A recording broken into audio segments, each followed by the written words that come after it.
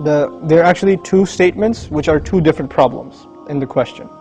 The first problem is, Bismillah wa salatu wa salam ala Rasulillah. The first problem is, I can't pray 5 times a day.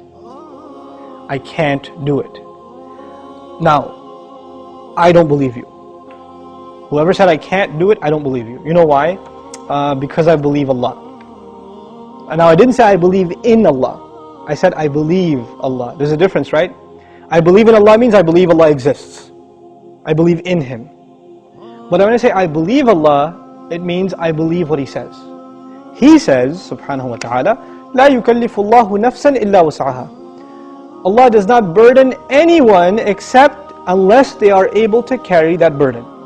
This is what Allah said. Allah said He does not burden anyone with any responsibility unless they are capable of living up to that burden. This is what He said.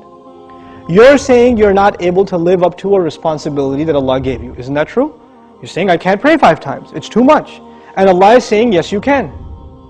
So I have a choice between believing you and believing Allah. And perhaps if you didn't realize this, maybe you're lying to yourself.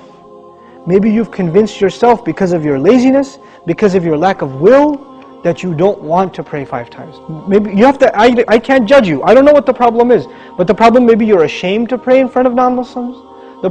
People can take 15-minute cigarette breaks at work, right? They can take a break and just go hang out, do whatever. You can't pray 5 times a day. SubhanAllah.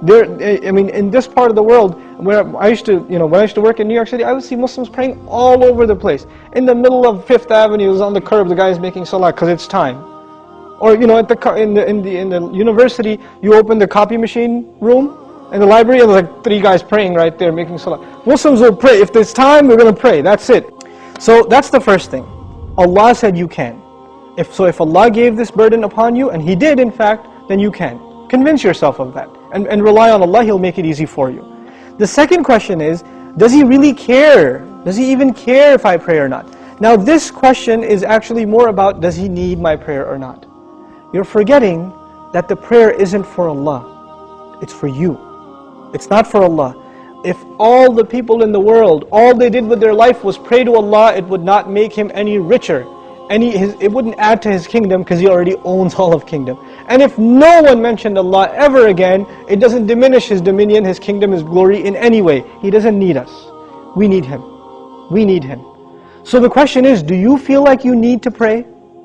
Do you feel like that's a need in your life? And if it's not, if you feel you're free of, begging Allah for His help, turning to Allah and submitting before His commandments, then that's a serious problem with your faith.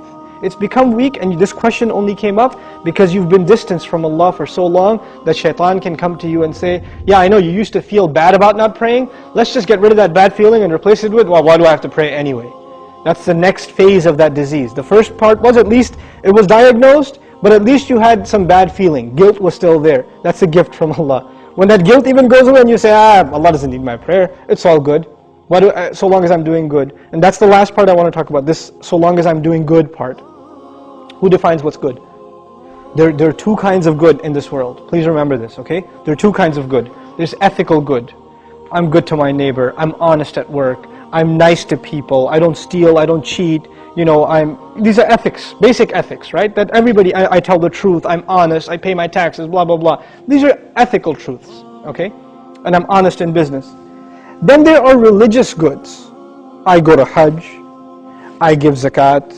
I pray 5 times a day. I fast in the month of Ramadan. These aren't ethical realities. These are religious goods. Good deeds that are religious and good deeds that are ethical, moral in nature.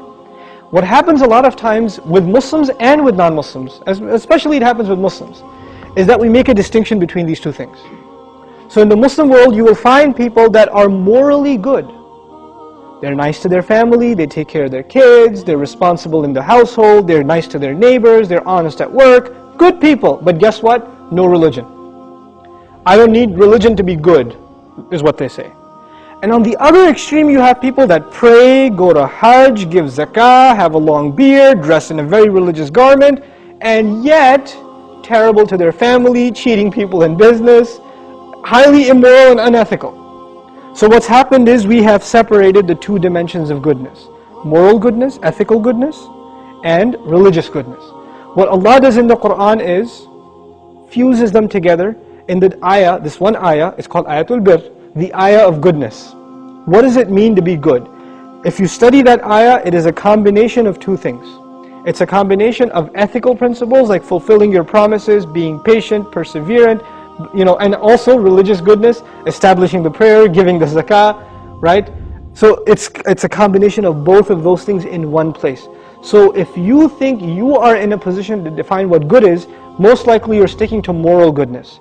And you're undermining religious goodness, like the rituals that Allah taught us.